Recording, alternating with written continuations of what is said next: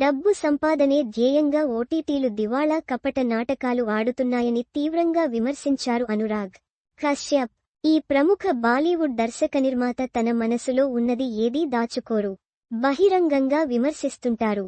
చాలా కాలంగా నెట్ఫ్లిక్స్ అతడి రాడార్ పరిధిలోకి వచ్చింది. నెట్ఫ్లిక్స్ బాస్ల అవినీతి గురించి నిర్దయగా, భయం లేకుండా విమర్శించాడు. వారిది అంతా కపటత్వమని అన్నారు.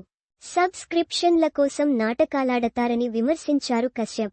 నెట్ఫ్లిక్స్ ఇండియా బాస్లు నైతికంగా అవినీతిపరులు, నిజాయితీ లేనివారు అని విమర్శించారు. 2024లో తాను చేయాల్సిన మ్యాక్సిమం సిటీ వెబ్ సిరీస్ ని నెట్ఫ్లిక్స్ ఇండియా రద్దు చేసిన విషయంపై అతడి అసంతృప్తి మరోసారి బయటపడింది.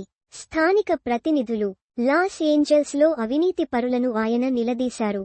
కానీ దానికి భిన్నంగా ఇప్పుడు నెట్ఫ్లిక్స్లో స్ట్రీమ్ అయిన బ్రిటిష్ డ్రామా అడోలెసెన్స్ విషయంలో అనురాగ్ కశ్యప్ ప్రశంసాపూర్వకమైన నోట్ రాశారు.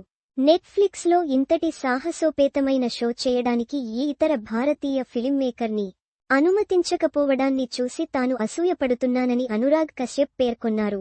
వ్యాఖ్యల విభాగంలో అనురాగ్ కశ్యప్ తన కోపాన్ని వెళ్లగక్కుతూ వివరణాత్మక విషయాలను రాశారు.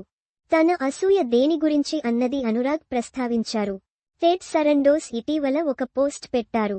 ప్రతిసారీ కొంతకాలం పాటు కొత్త కాలంలో ప్రవేశించే సృజనాత్మకత పరిమితులను ధిక్కరించే, కెరీర్ను నిర్వచించే షోలు తీసేవారొస్తారు.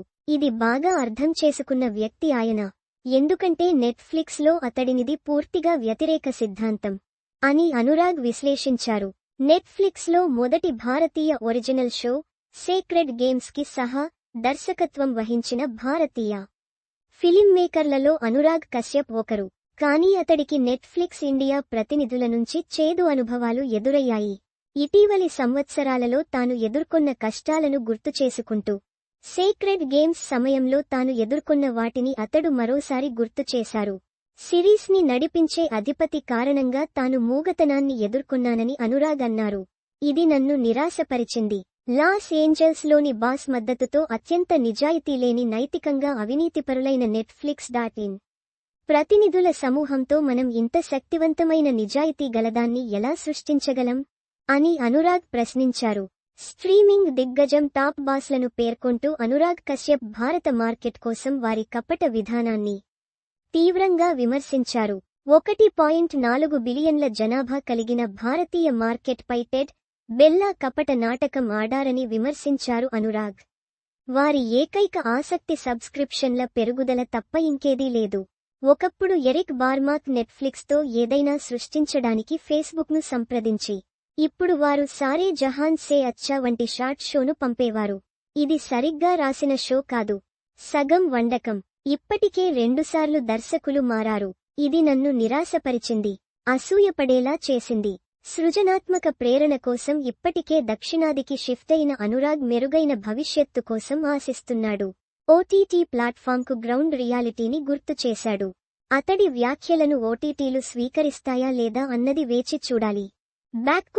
అడోలెసెన్స్ అనేది జాక్ థోర్న్, స్టీఫెన్ గ్రాహం రూపొందించిన బ్రిటిష్ మినీ సిరీస్.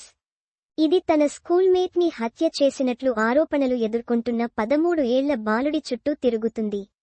ప్రతి సన్నివేశాన్ని ఒకే టేక్లో చిత్రీకరించారు. ఈ మినీ సిరీస్ మార్చి 13న విడుదలైంది.